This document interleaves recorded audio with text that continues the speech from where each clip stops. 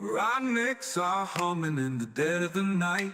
Electric bills climbing, ain't feeling right. Hash rates dropping, profits thin as air. I'm digging for gold, but there's none down there. I got the crypto mining blues, feeling like I just can't choose. But there's a spark in the AI glow. Rent my computer, let the profits grow.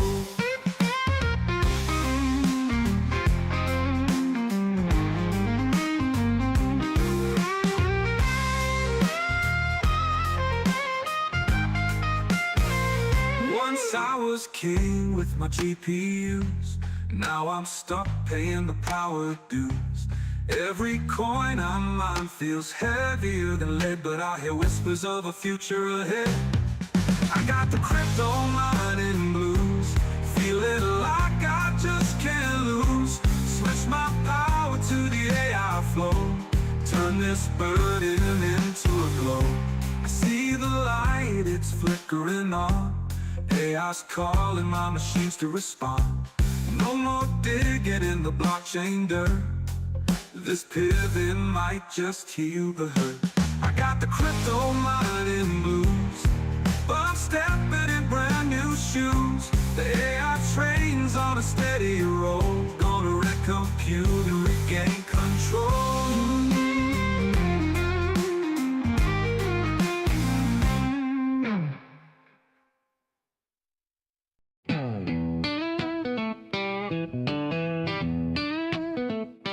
I was digging deep in the digital ground, hoping for treasure, but nothing was found. The rigs were buzzing, the heat was real, electric bills biting like a thief who steals. The crypto mining blues got me feeling low. The profits are gone, where did they go?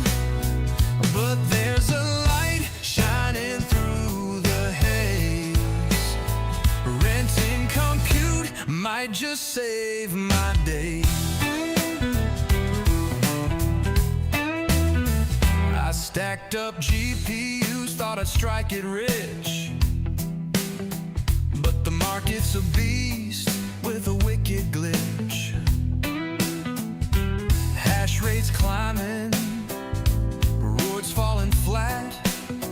Chasing that coin, I'm chasing a cat.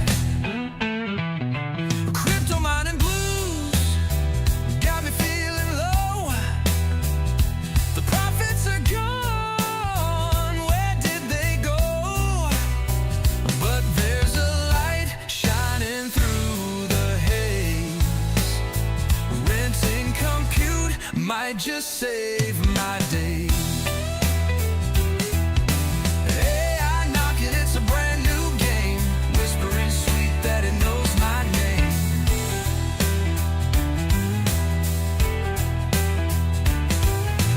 Ran out the power, let it learn and dream. A smarter hustle, a brand new scheme. Now my GPUs hum a different tune, training models under the cyber moon.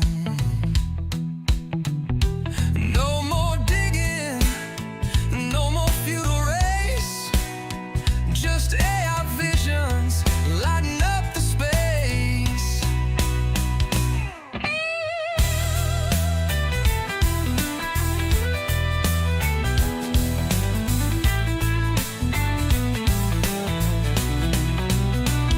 The crypto mining blues got me feeling low. The profits are gone, where did they go? But there's a light shining through the haze. Renting compute might just save my days. Now my GPUs hum a different tune, training models under the cyber moon. No more digging,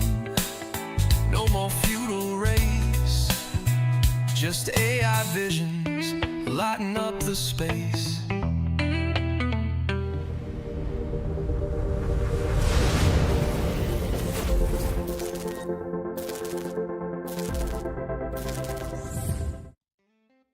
Hello, everybody.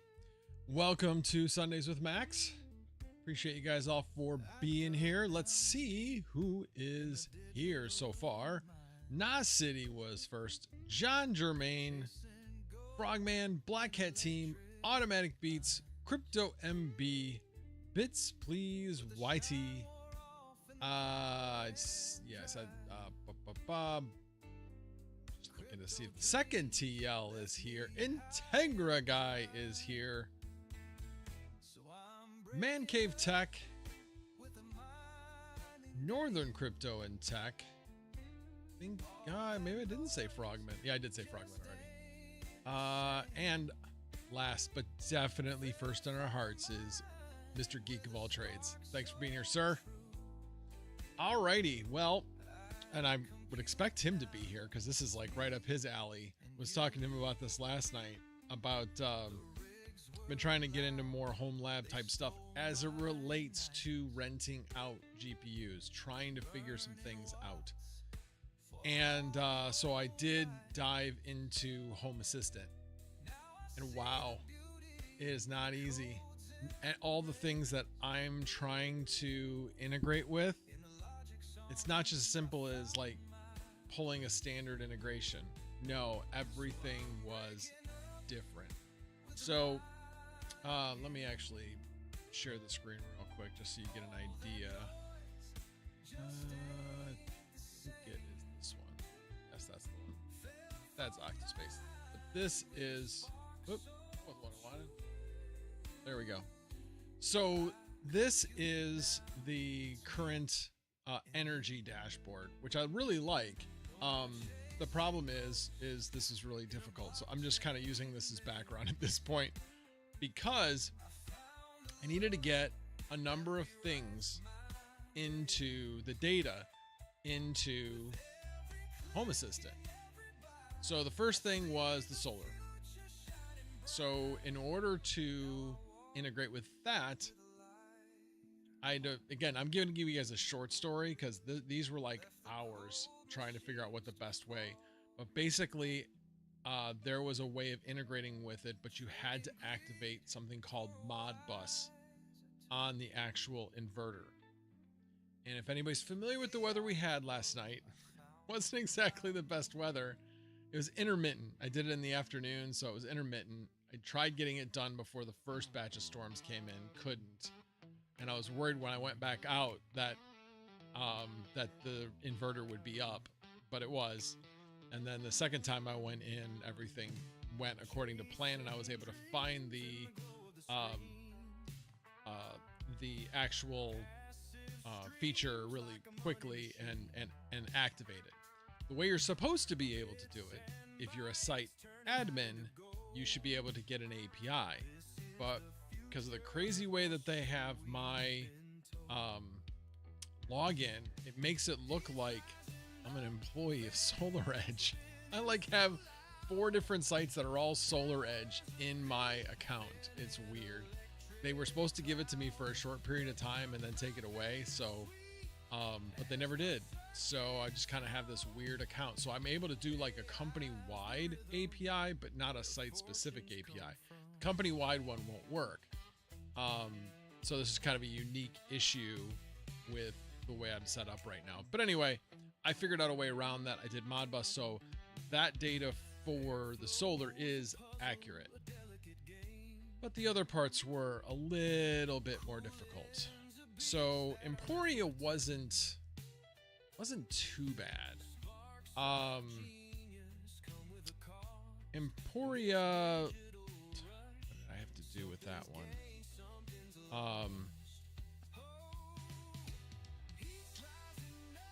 Oh, I remember what I did with that one.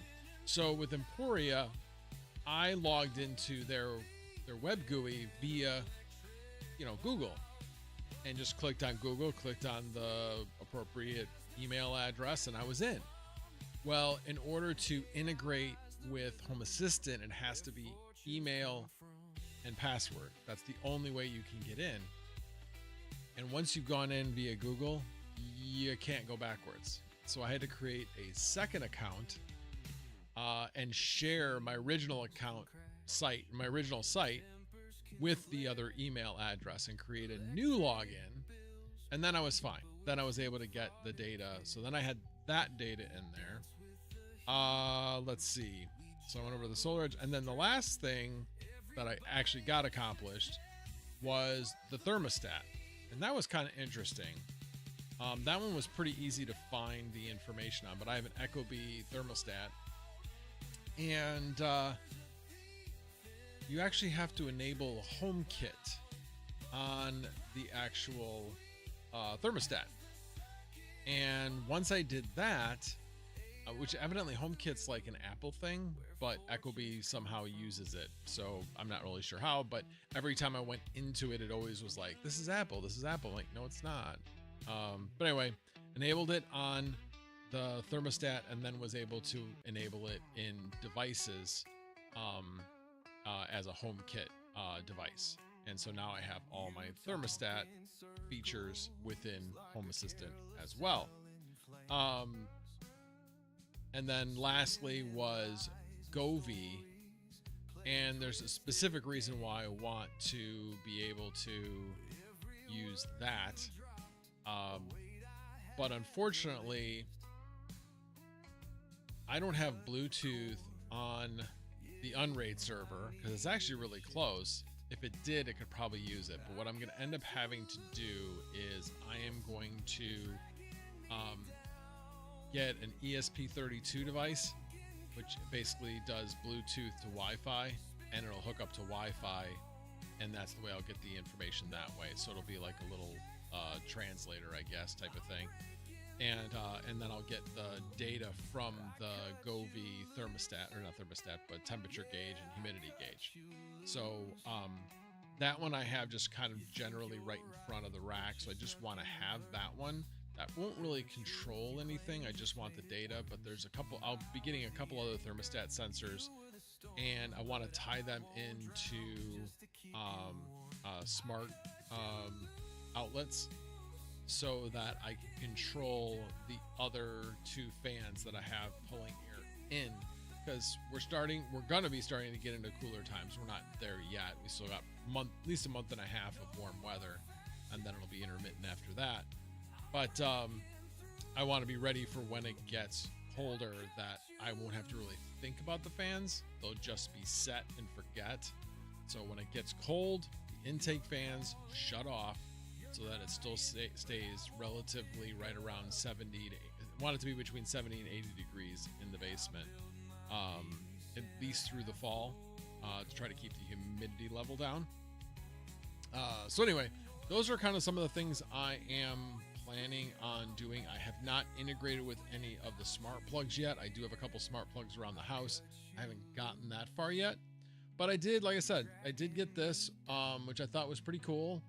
The energy distribution, with the way I had, and this was actually pretty tricky because this dashboard assumes that you're measuring the grid power, the actual grid power, and the actual solar. But I'm not measuring that. I'm measuring what I'm actually using and the solar.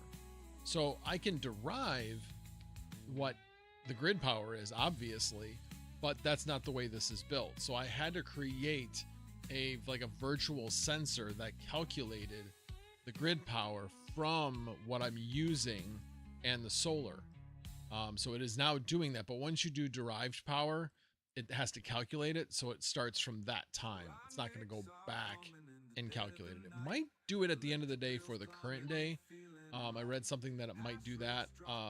But nonetheless, it will continue to do this going forward. So I'll have that data and have this representation going forward. And if I actually scroll down, I can also look at individual device detail. So like vast.ai, that's like my 8. I got a bunch of other things hooked up there too, but that's the 84090 rig. And then Vast 2 has the 6 by 4090 rig, which right now has 4 GPUs running on it. But yeah, so that's what I was doing today. It was and mostly today. Did it? Well, actually, I take that back. I did it mostly yesterday. But that was I enjoyed this project. I basically had some Python spruced into that a little bit, but ChatGPT definitely helped out a lot with this. Alrighty, let me see if I missed any. Oh, only one tag. S. Chang, mic volume is very low. Really? Oh yeah, I guess it is. Why? Why is it low? That is really odd. And it's only when I go to like the sharing of the screen. Like if I go back to my other one, it's fine. And that's what I don't get. Hang on, I'm gonna go back to the headshot real quick. Yeah, that's kind of low too, actually. Does that sound much better? Let me know. And I'm going to move the shared screen all the way up, and hopefully that helps out a bit. I'm gonna go into properties here. Bear with me here 1 second. Now that's just selecting which mic. Weird. They sound equal now? I mean, I just jacked this one up, so. All right, well, hopefully that makes it a little bit better. I'm gonna do one more thing here. So hang on 1 second.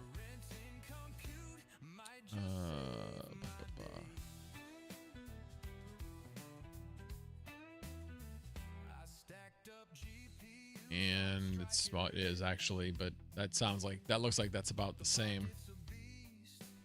Let me check one other thing. I have one other idea what's happening, because that's happened before. And give me 1 second. Where is it? You little son of a beach. Where is it? There it is.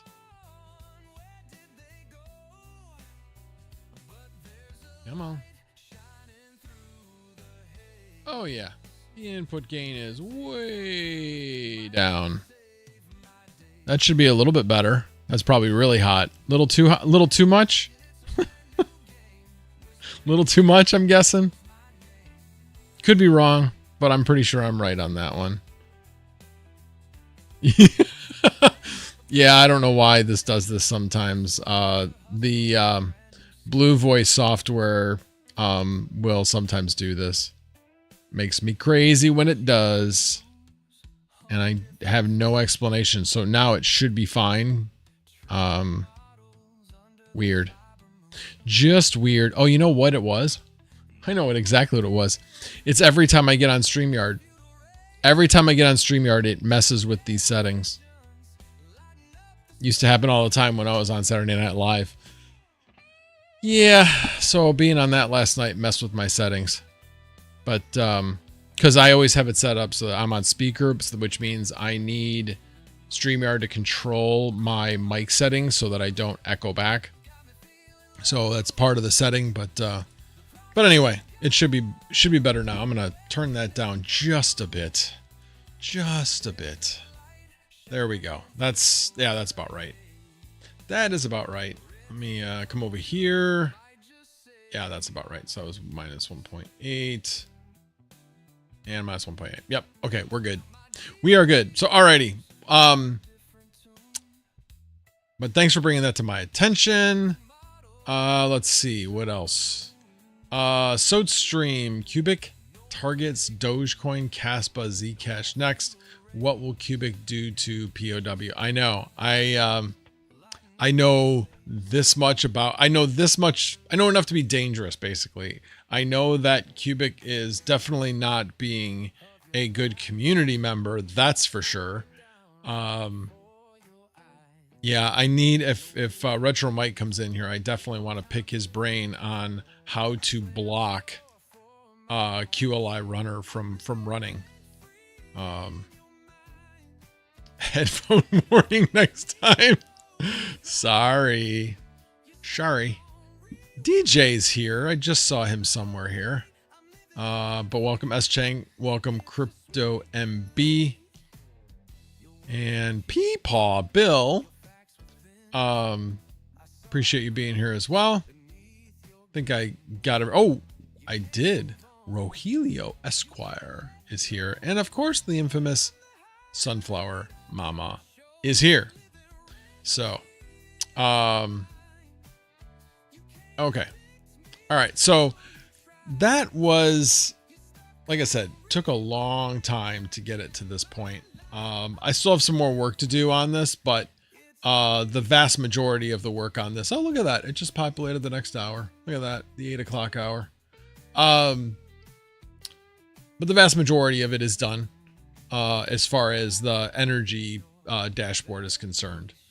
So I'm glad about that, because I really did want to have something like this available, just to kind of have a visual on how much power I'm using and such. Now, in the process of doing another little project, I figured out how I can calculate my bill, my power bill, before I get it. I won't go into all the dirty details on it because it's really like just in the data type of thing. But on the ComEd website, I'm sure other people that with ComEd are going to go, you didn't know that? No, I didn't. There's a thing called My Green Button where you can download what your usage is and how much you're being charged. And that includes everything, including transmission, except for your standard, fees, like your billing fees, the fixed fees. There's 2 of them on ComEd. There's a miscellaneous procurement charge that isn't included. And if you have a franchise fee, that's not included. And I do have a franchise fee, for our town. But I'm now able to calculate it. So like, I know like through from, I think it was the 9th of July through August 14th, I'm at like $936, $940 or so, somewhere around that range. I don't know where my cutoff's going to be for the bill, but yeah, it's actually kind of nice to know. And I was able to calculate out, I used a lot more energy this month. I made more this month. So it makes sense, but it was over 7,000 kilowatt hours. And so I was getting charged more as a result, but I did figure out my cost per kilowatt hour is the same. It is at 12.9 cents per kilowatt hour, just rounding it to 13. So hopefully as we get into fall, prices will start to come down, but even so, it's still a big savings over the standard rate. Now, the big project I worked on this weekend was I had been talking about, like, what would it be like if we got a heat pump? And the reason for that is, yes, that air conditioner is working really hard and it's about 10 years old. So kind of wondering if might be almost time. I know 10 years doesn't seem that long, but that thing in the summer just runs, and it's had some repairs. So it's certainly not new anymore. That's for sure. So was looking into ways that I could, so the big thing was you can save 3.1 cents per kilowatt hour if your, and I quote, primary source of heat is electric. Primary source of heat. So it doesn't mean that you can't have a backup that's gas powered. So once I got that clarification, I'll have to clarify with ComEd before I start getting quotes. But once I had that clarified, I'm like, well, wait a minute. Why can't I just leave my furnace there, which is good, it's been fine, and hook a heat pump directly into it? Those people, you guys may already know this, or at least some of you may already know this. Yes, you can do that. I was like, oh, okay, well then we're only talking about replacing like an AC unit with a heat pump. So then I looked into, can you reuse the line set and things like that, and there's things you may or may not be able to do. Anyway, I was looking into it. So the cost of running a heat pump over the course of a winter does cost slightly more than gas, without the factor of the electricity, the electric reduction for the full year. And obviously, knowing how much electricity I use, that's a huge factor. So in the worst case, I would save almost $1,600 a year if I switch to a heat pump or switch to electric. Well, a heat pump, because heat pump's going to be the most efficient electric option there is. So, and none of the heat that I have going in the basement is factored in at all. So these are kind of worst case situations. So if I could say get a, they were saying 7,000. I had seen some quotes at 12,000. If it was 12,000, worst case is like 7.5 year payback. But that is like absolutely like the worst possible case. And I wasn't factoring in using gas heat to supplement, because when a heat pump, when the temperature gets colder and colder and colder, a heat pump becomes a lot less efficient. So that's why it's good to have that backup with gas. But when it's, 30 to 50 degrees, heat pump's going to be better. What the heck? I have a tab open somewhere that all of a sudden just started. Oh.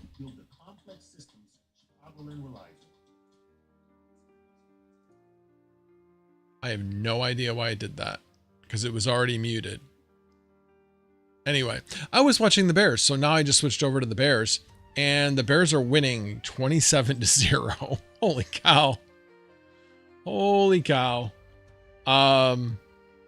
Anyway, sorry, I digress. Sorry about that distraction.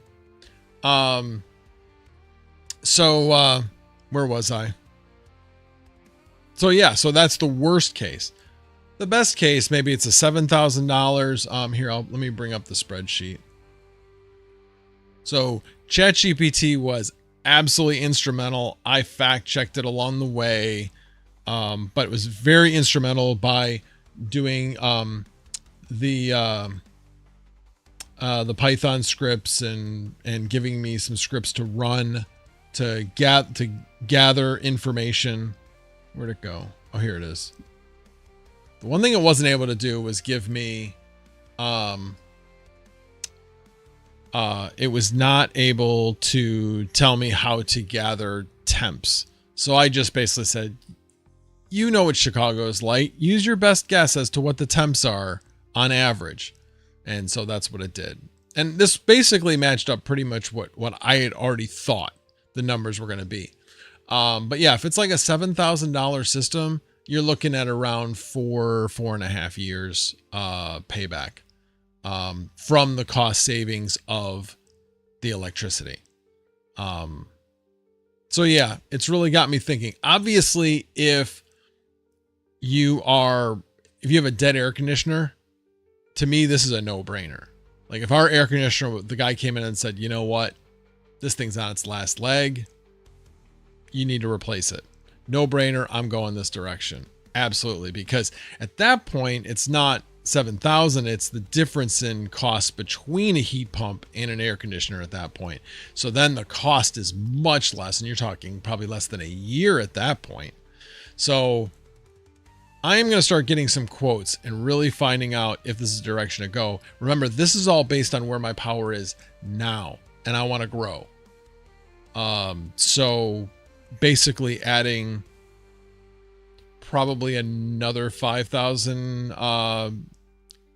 watts probably to the basement, somewhere around that range, within the next probably 6 months.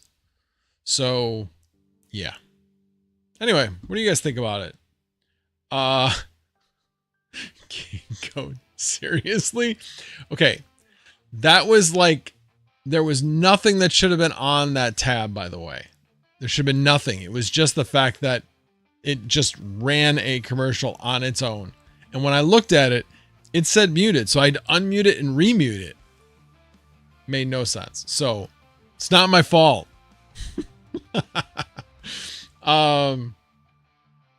Well, Northern Crypto and Tech, yes, I definitely will heat the house with the server heat. You still need a heater when it gets really cold in Chicago. But yes, you're absolutely correct. Heat it with the server heat. And that's not taken into account here. Because remember, where the drawback is when you are using the heat pump instead of gas, because when you're using the heat pump, it's actually costing us slightly more than using natural gas. So yes. Yeah, most efficient way to keep your fam warm is invest in big hoodies and put a miner in each room. Well, yeah, you're not wrong. We have a heat pump, basically a portable air conditioner, but I think I'm not sure if that one actually is if it's just a portable air conditioner or if it's like a mini split type of situation. I don't know. Anyway, but yeah, we like it to sleep when it's cold, so it's not like we heat the house that warm. And the first floor will stay 72 pretty regularly in the winter because of the heat in the basement. So yeah. Squirrel. Let's see. I use an S19J Pro for heat. Wonder if I qualify. If that's the only thing that you use and you don't have gas heat. Now, if you have a gas furnace in your house and you don't use it, doesn't matter. That can't be your primary source of heat, and they're not going to take an ASIC as your primary source of heat. They just won't. So you need some other primary source of heat. Just saying. Let's see. Bits please, YT. I made an Excel spreadsheet once. Not really my kind of thing. Oh, I love data analysis. That's why all of this is like cool to me. I love doing this type of thing, discovering things along the way. Like this one was because I was trying to find specifically what was the break-even point for going to a heat pump, and there's not any great tools out there to do that, and not any that will take your actual power data. And ChatGPT even said, it's like, well, because you use so much electricity, that's why this makes sense. For most people, it wouldn't make sense. But if you're using a lot of power for something, it does make sense at that point. So if I did that, I would go from 12.9 to 9.8 cost. And then, is that right? Yeah, that would be right. Okay. Yeah. Cause I got it. So then that makes sense. Yes, it does. Sorry. Be 9.8. Then, because the standard electric rate is 10 cents a kilowatt hour, or right around that, and I'm going to be getting community solar, I should save initially right around 1 cent additional. So I would then be at like 8.8. It'd be under 9 cents. So that's going to hit though first. So I'll go from 12.9. Well, fall will definitely be better anyway, but go from 12.9 to something less. The other thing though is with community solar, you save a lot more during the summer than you do during the winter because you're paying for what it produces. So obviously it won't produce as much in the winter as well. I was told there would be no math. Have you been to one of my streams before, Goat? I think you have. There's almost always math. There's almost always math. I like math. I like science. Northern Crypto and Tech 4x S19, 12,000 watts. Yeah, that'll definitely heat things up. But unfortunately, like I said, I don't think ComEd will consider them to be an active electric heater, even though that is in fact what it's doing. Goat says, seriously though, all I got to do is call ComEd and tell them my heat is all electric and I get a discount. No. You already have that discount. Remember, we went over that. Your transmission rate is 3.1 cents less than mine. That's why your rate is close to mine. Or in some cases, some months it was actually slightly better because of the transmission side of things. You should move to hourly. You'll thank me when you finally do. Right, Integra Guy? Integra Guy, talk to Goat. Tell him how good it is. Then why is my power rate as high as yours? Because you're not an hourly. That's why. So like my cost per kilowatt, go back and watch my power video. I don't want to, I've already probably bored half the people here already. I don't want to go back in through that spreadsheet and show you. But yeah, go back and watch that video and it explains everything. So anyway, I'm sure you guys didn't come to maybe hear about all that, but that's kind of how I spent my weekend, was going through all that stuff. Now, one thing, oh wait, Integra Guy says, I've tried. The Goat doesn't want to listen. It sounds too good to be true, right? It does. It does. But it's not. It's just not. It's way better than I ever imagined hourly pricing to be.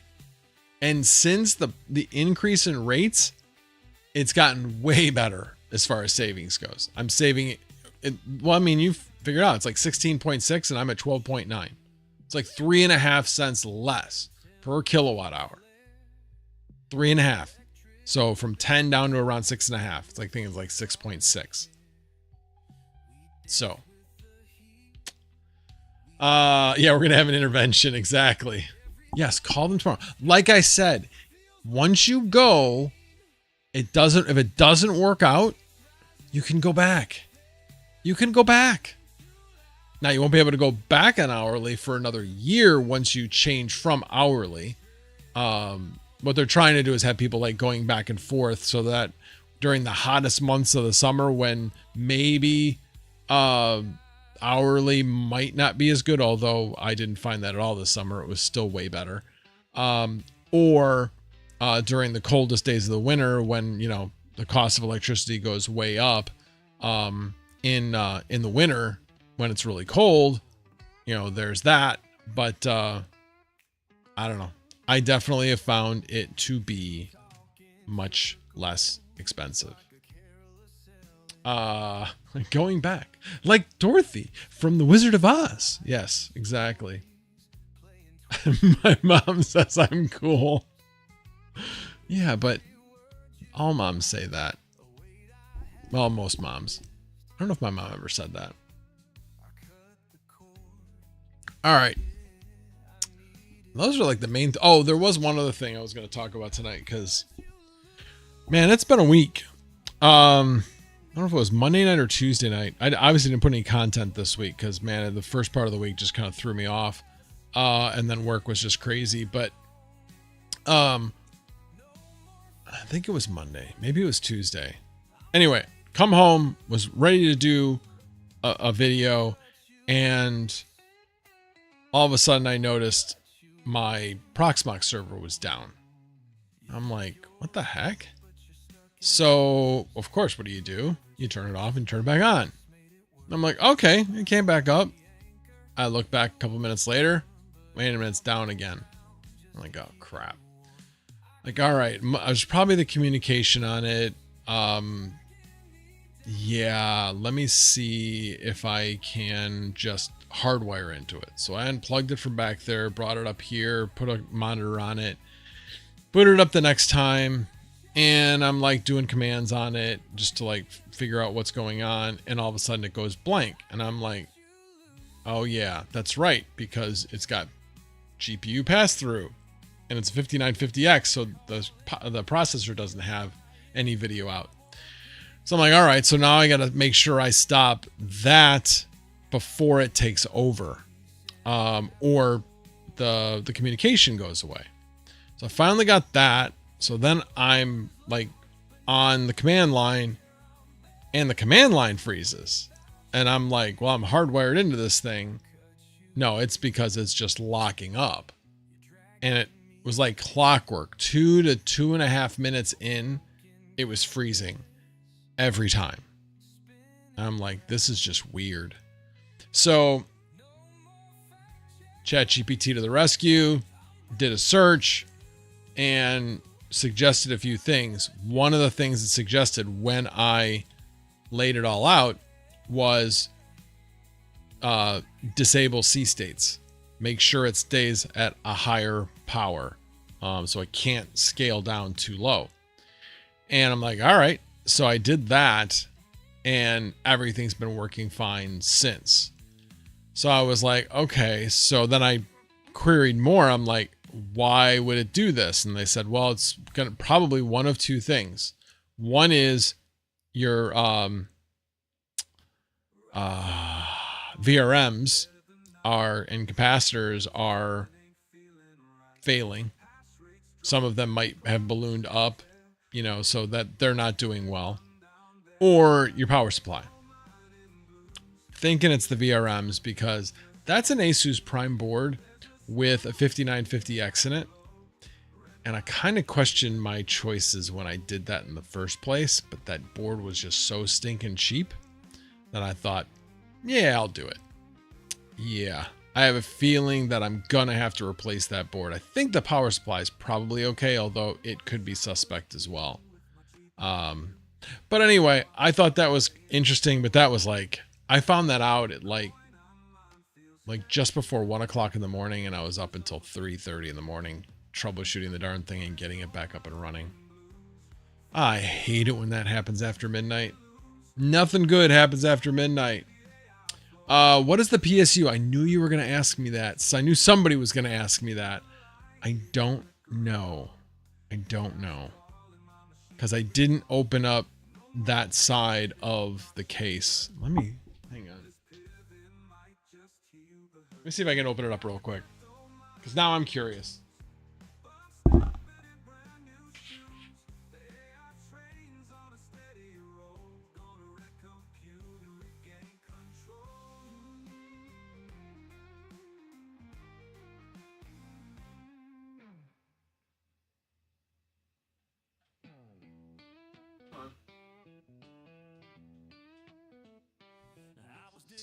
Not a captive screw.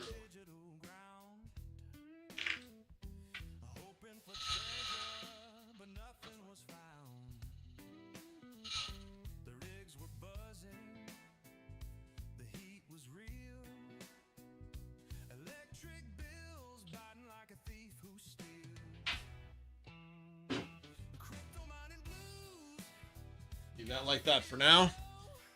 EVGA 750 GQ. That is what is in there. So it could be partly that, possibly. But I don't know. EVGA usually has pretty good quality power supplies. LOL, wall of blue. Oh, you mean just because everything behind me is blue? Yeah, I mean, it's kind of the colors of my channel, so I do like blue. Does that tell you anything, Second TL? Is that a known bad PSU, maybe? Maybe? No, sorry, all the mods. Got it. Oh, yeah.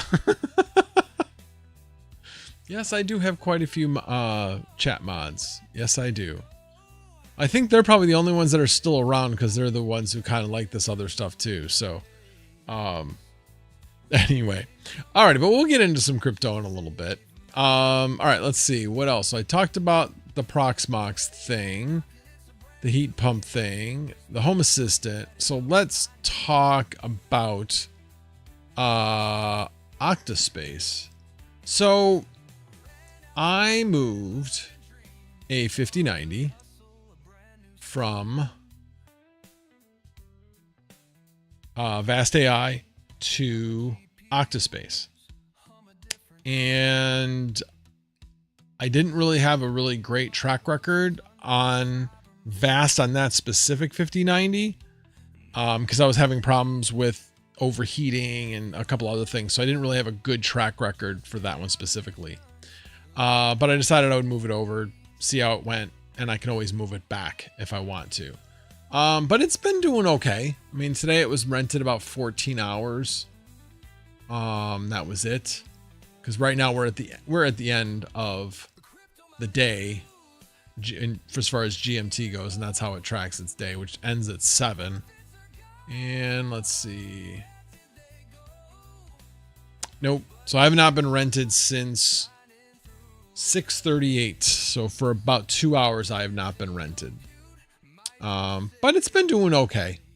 It's been doing okay. If you go back right now, it'll probably go back to 0 because I think it tracks the current day. Oh, I guess not.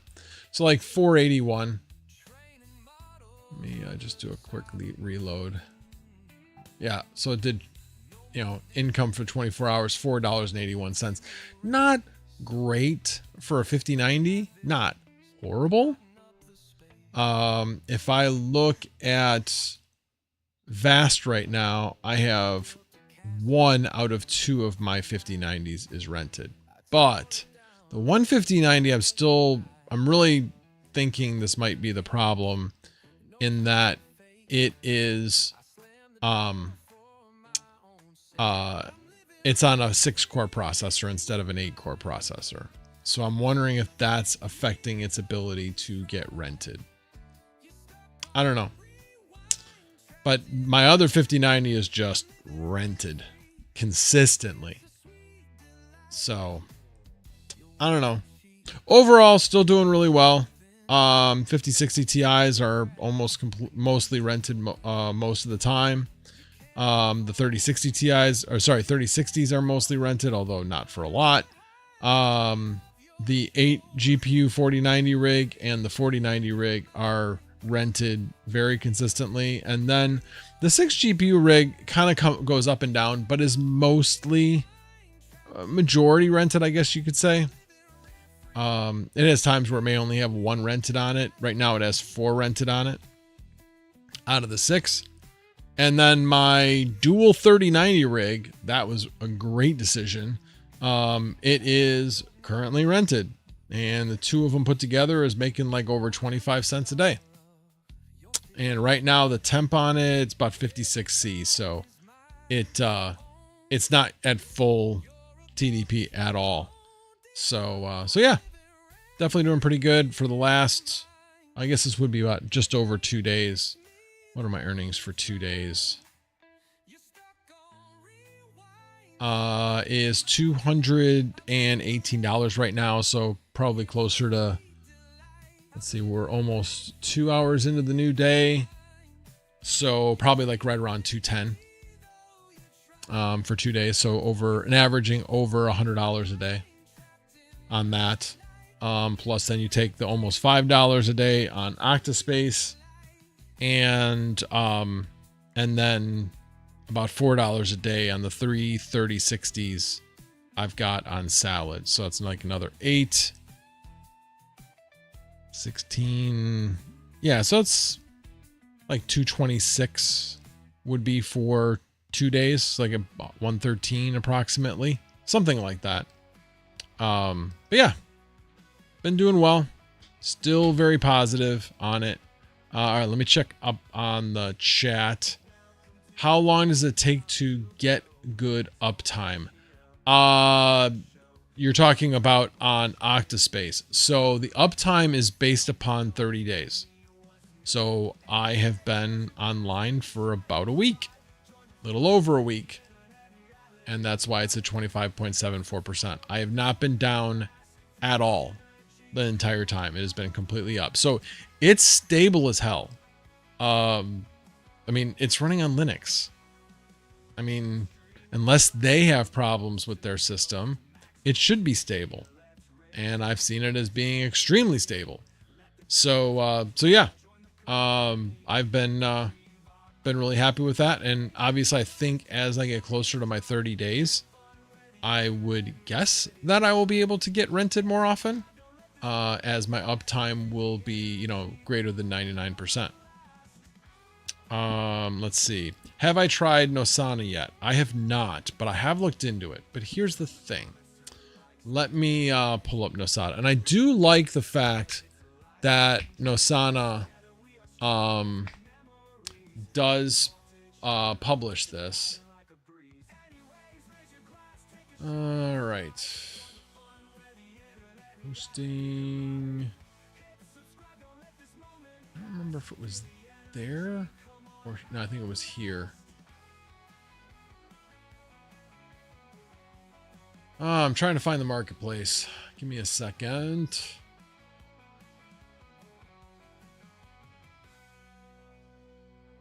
That's not what I wanted. Let me do hosting.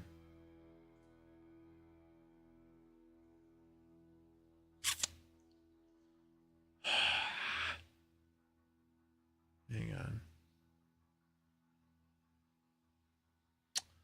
All right, hold on. This is driving me crazy. Oh, I didn't want to do that. Here, I'm right here.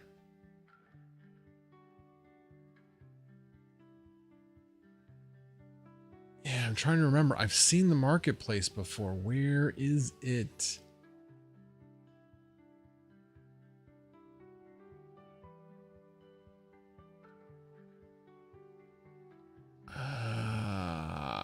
It used to have like a marketplace where you could see. Unless I'm already. Then, dang it.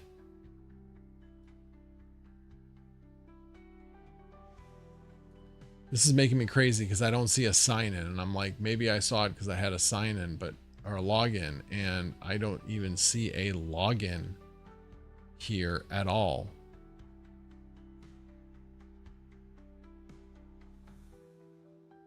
This is what I was looking for. Okay. So this is what I like in the fact that it shows you what its demand is. And unfortunately, its demand is pretty poor. Pretty poor. You have like 4090s and 5090s on Vast are like 60 to 70% deployed. Here you're looking at 4090, 24 out of 64 hosts are deployed. That's not good. 46 out of 99, 5090s. That's not horrible, but still not great. Now, is that better or worse than Octaspace? I have no idea, because Octaspace doesn't publish that, which I wish it did. But I can find the data for this on 500.farm. Here, let me just bring this up here. Oh, for fun, I looked at 970s. So if we look at 4090s, for example, we're talking 2 out of 3 approximately, slightly less than 2 out of 3. So again, 60 to 70% are deployed. Now, unverified, I don't really take much of that into account because if you're not verified, you're not making a lot of money on Vast. So you just need to figure out how to get verified. It's one of those things you gotta do go away pricing during the first week to week and a half. So you don't plan on getting rented for the first week to week and a half. And during that period of time, they will probably hop on your machine and run a test script on it to see if it's available to be verified. Now, they won't tell you whether they ran it or not, but they usually do. I can tell you the 5090, I was like, why is this thing not verified? And I'm like, hey, can somebody run this and see why it's not getting verified? And I had screwed up the ports on it, of all stupid things. So once I fixed that, yeah, it got verified. But yeah, as long you just got to make sure you're doing things correctly. So that's my problem with Nosana. It just doesn't look like the demand is there. I mean, these are not great numbers. The 5070 numbers aren't bad. Obviously, that's over 50%. That's not bad. It's kind of surprising, actually, considering it's only a 12 gig card. The 5080 is about 50%. That's pretty darn good, actually. Not sure which 6000 this is. It's not, doesn't say the Pro 6000, so I have a feeling this is the Ada 6000. Although it does say 80 cents an hour. Yeah, I mean, now I will tell you the prices, if this is in fact what they're getting for them and they're setting them for you, then those are pretty darn good prices. I'll tell you that. 5090 at 68 cents an hour. Yeah, I'm not getting 68 cents an hour. That's for sure. So yeah, I don't know.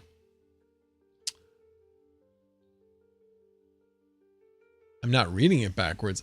Oh, I see what you're saying. You're saying 8 out of 21 hosts are available. I suppose I could be.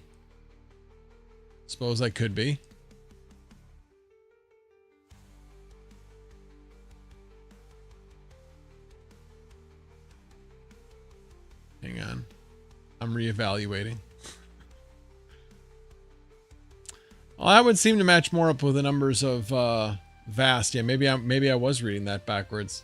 But that's the way I was reading it, basically saying 24 out of 64 hosts were rented. But yeah, maybe because you're looking at it from the standpoint of deploying on it, that it's showing you how many are available. Yeah, that could be. Yeah, I don't know. Maybe I will have to try this. Right now, I've got that 5090 that's not doing a lot, so maybe I'll deploy that on Nosana. One thing I did figure out was, I should actually show you guys a affiliate link for it, but Swapspace, pretty easy. I don't have enough Octaspace. You need like 150 Octaspace in order to do a swap on Swapspace for it. But yeah. Let's see here. Yeah, I think you're reading that backwards. Yeah, I probably am. Let's see. Yeah. Prices definitely look great, second TL. No question. Yusuf, I'm not sure about fees on this one. That's a good question. But you know what? Hell, if they took 50% on this one and you're making, 34 cents, that still isn't bad for a 5090. So yeah, I'm not really sure how, if you set your own pricing or what. It really doesn't look like it. It looks like they set the pricing for you.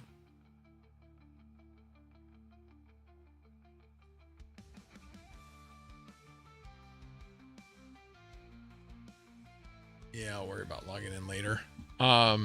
Interesting. Rizzo says, I'm getting set up on Nosana. I'm a Linux noob still. You know what? So am I. I'm obviously a lot better than I used to be, but I still only feel like I know the basics. As long as you know where to find your resources, you can get it done. You might not be as quick as an expert on it, but you still get it done. Try it, Max, then tell us.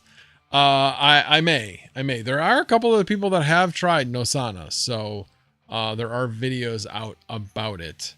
But I haven't looked up on like how easy it is to cash out. For me, that was kind of a deciding factor with Octaspace. I wanted to make sure I had an offload, channel that I could go. So once I knew I had that, then I was feeling much more comfortable with Octaspace. And I do like this user interface on Octaspace. I have a little app, so you got your own little tab down here for it. You'll have your machines, as they call them, their nodes, all listed separately, what their status is, and oh my God. Hang on a second.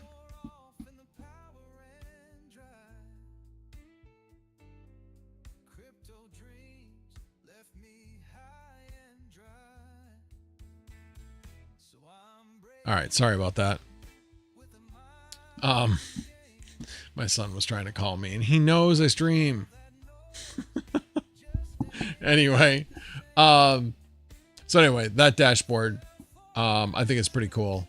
Like I said, the service sessions I think is cool. So, and oh, the other really cool thing about Octaspace, Vast, you get paid once a week. Once a week. That's fine. I don't mind it at all. But this, when your session is over, when they're done using your machine, you are paid immediately in Octa into your wallet. That's cool. I do like that. So I do like that. Let's see. Crypto Mikkel, good to see you. Yes, swap space for the win. Oh, Yusuf puts, you may be asking about fees on swap space. Well, yeah. I mean, anytime you're going to kind of go through a middleman in order to swap something. Yeah. But I mean, you could maybe do Coin Metro. But the good thing about using swap space is it stays in your wallet. You don't have to worry about going to a sketchy exchange and losing your coins, like obviously what we've seen happen with Trade Ogre. So that's my problem, because MEXC, that is not open to people in the US. KuCoin is not open to people in the US.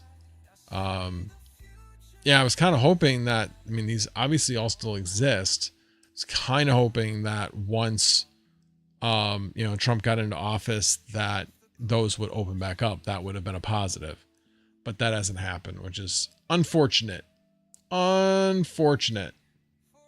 Yes, we can always ask Retro Mike. I was kind of hoping he was going to show up tonight, but because I did want to ask him specifically, how do we block that QLI runner from being on our machines?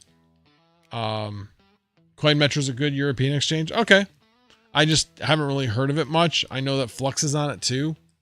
I just always get, when something has coins that aren't usually carried, we haven't seen a good track record recently on exchanges that carry those kind of coins. So that's why I get little nervous about those. But yeah. All right. Enough about Octaspace. And talked a little bit about Trade Ogre. I haven't heard any news. All I can say is that as soon as something moves from one of their wallets, it'll get out and we'll all hear about it. And then we really know that they're done. Hoping for the best that since everything hasn't been moved from their wallets, that maybe things are good. We'll see. We'll see. And so in interesting news this week, obviously it was Monday when the consumer price index came out and everybody's like, yay. And then Tuesday came and things started to crash down a little bit. Everybody kind of like, oh no. Producer price index spiked a lot, 0.9% in 1 month. That's not good. That's not good. Everybody was trying to focus on the yearly number. You need to focus on the monthly number because that's what really matters. 0.9%. If you annualize that out through the whole year, it's almost 11%. That's not good. Not good at all. At all. So we'll see how much that weighs on them. We have 2 more pieces of information that will come out. Well, actually 3 more pieces now, because I always forget about the PPI. Because honestly, it doesn't have really a good correlation on where the economy is going. Usually, sometimes it does, sometimes it doesn't. So I don't know how much the Fed holds any credence in that, but it certainly made some people really nervous. That's for sure. The average person. But we do have 3 pieces, including 1 more PPI, 1 more CPI, and we have PCE. PCE wasn't great last month. It'll be really interesting to see what that is towards the end of this month. And that is the Fed's favored inflation measurement. So if we see a good PCE number, that will definitely, I shouldn't say definitely, it will probably mean that we'll be seeing an interest rate cut in September. The big thing, though, is the market expectation is that there's going to be an interest rate cut.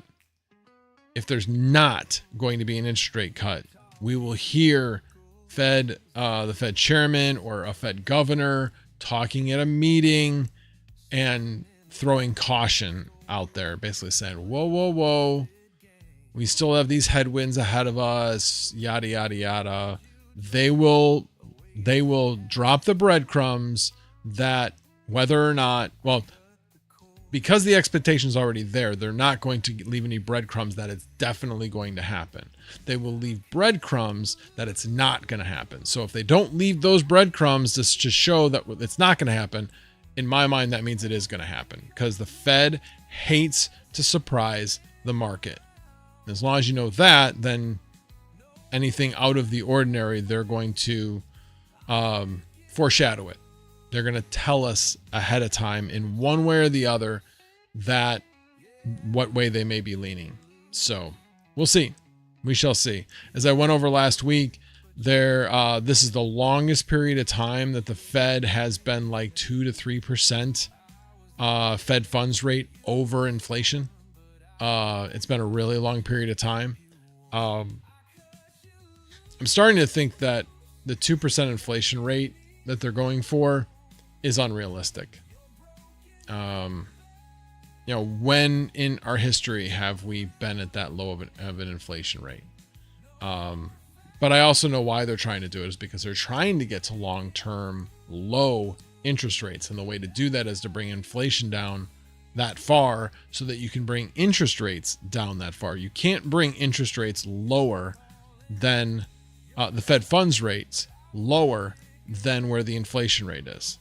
So anyway, last week you can go watch that. I went over kind of a little bit of history, and prior to like 1979, we didn't even have a monetary policy. Our our inflation policy and what we did with the Fed had nothing. It was a non-monetary policy. It was like literally chasing your tail, and it got us into trouble. And then finally Paul Volcker came in and introduced us to monetary policy and got us out of the trouble. But we had a lot of painful years, a couple of painful years, very painful years with very high interest rates in the short term. And he was not a very popular Fed chair at the time. In hindsight, he's now very popular, although he died a few years ago.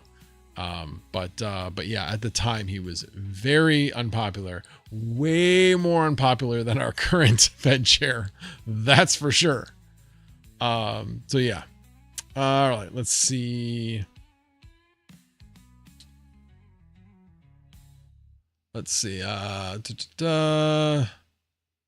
Yep, ChatGPT helps with everything. Rizzo 529 says, I'm using a 10600K 64 gig of RAM, 1 terabyte NVMe 5070. Yeah, that should definitely do the trick. 10600K.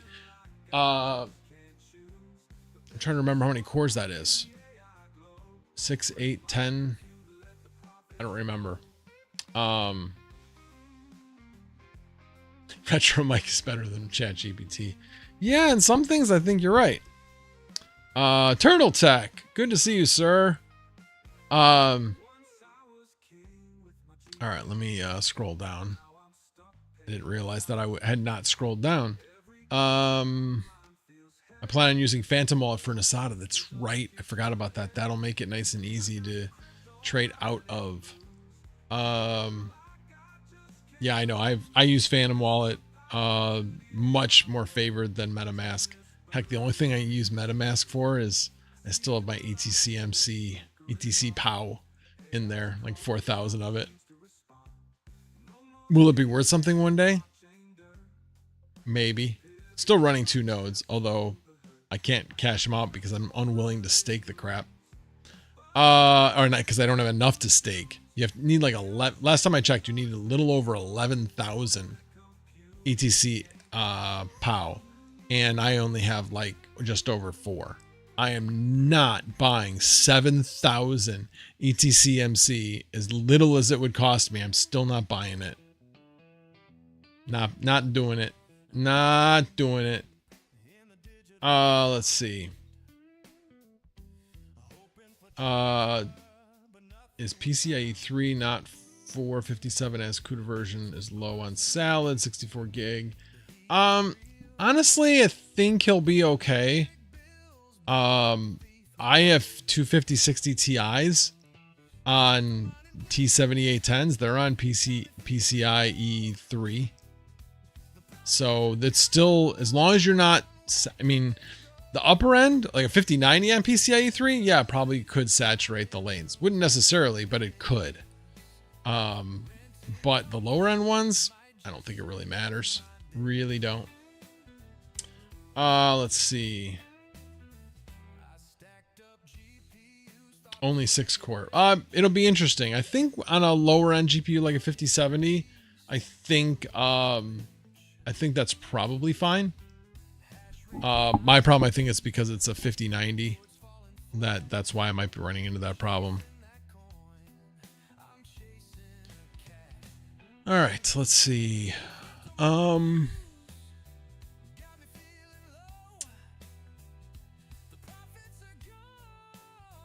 a minute. 7,000. What 7K for now? Are you talking about my, huh? Oh, ETC POW. Yes, exactly. Yeah, but I mean 7,000 at like 2 cents. What is the price of ETCMC or ETC POW?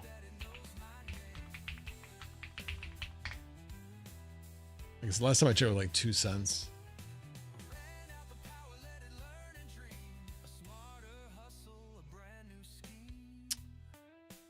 Oh, not even. It's 0.0. It's less than a cent now. Let's yeah, I guess in the last 3 months, its high was 1.3 cents. We go to a year. Yeah, that's when it was up at 2.5 cents. Yeah, it's not worth a lot. It just isn't. Hey, anyone want to buy an NFT for running an ETCMC node? It'd go cheap. All right, let's see what else we got here. Yeah, no thanks. Yeah, I don't blame you. I do not blame you at all. All right, let's go to no, not that one.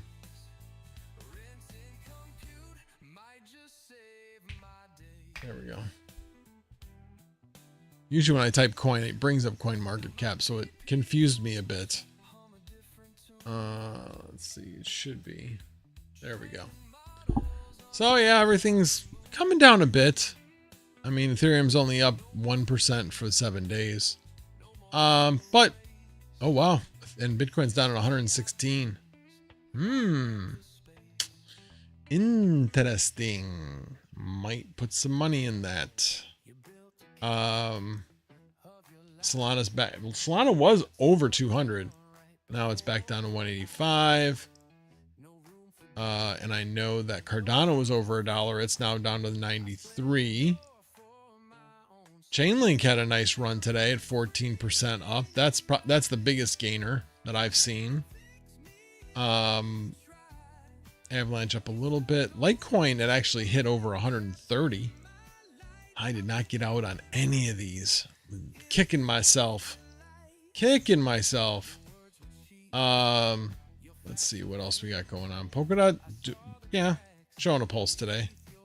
But for the most part, things are, well, kind of up and down, actually. It really depends. Polygon, that's good. That's up over 5% today, almost 2% for the week. That one's got a ways to go. You click on that one. And let's back out to a year. I mean, it's not far off from its low at 0.16.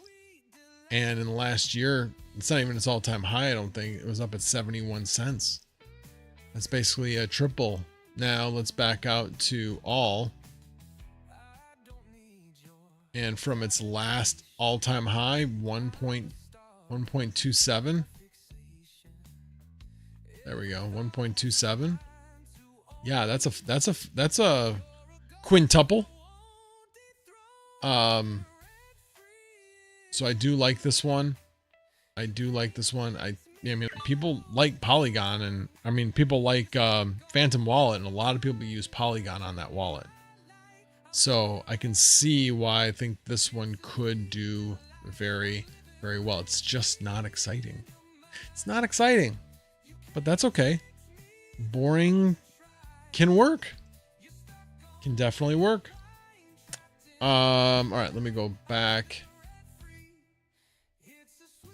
Yeah, I'm kind of curious to see where things are going to go this week. I think there's a little bit more uncertainty about interest rates than there was on Monday of last week or this previous week. I think everybody was like, yep, that's what we were looking for. It's not perfect, but it's good enough for a rate decrease.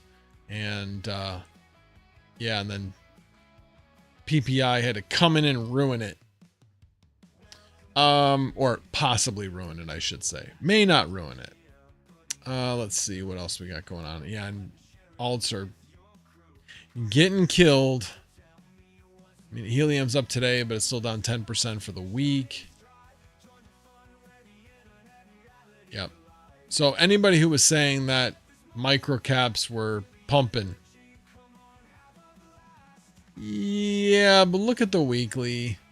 They're not pumping overall. Not even close.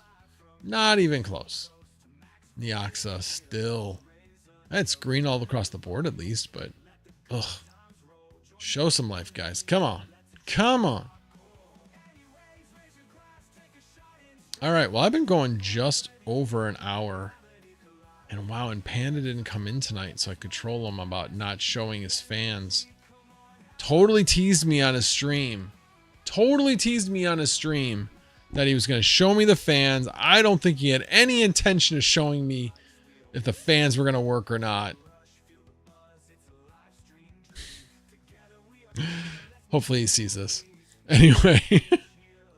But yeah, I'm dying to know. I really want to know because the fans don't wobble, but they're really sticky. So I don't know if the stickiness will, kind of go away. I've never put it in a situation where, it's, like vape or something like that, where you have like sticky, residue in the air or nicotine or anything like that. I'm wondering if they may have been in that type of environment. So maybe if they're not, maybe they will just be slower to spin up to speed, but will eventually get there. I don't know. I just really want to see. I want to know. So let's see. Rizzo, he purposely didn't hook up the power. Exactly. That was by design. He was trolling me. He was absolutely trolling me. Yeah. Can't even believe he did that to me. Alrighty. Well, I am going to call it a night. I do need to get up early tomorrow because my shifted schedule has now shifted back to normal, which means I got to get up at 6 a.m. tomorrow. So yeah, not looking forward to that. But hey, at least I can get home earlier. At least I should be able to get home earlier. We'll see about that. Alrighty, guys. Well, thank you so much for tuning in. I appreciate every single one of you. And as always, no tabs were harmed in the making of this live stream. Have a good one, everybody.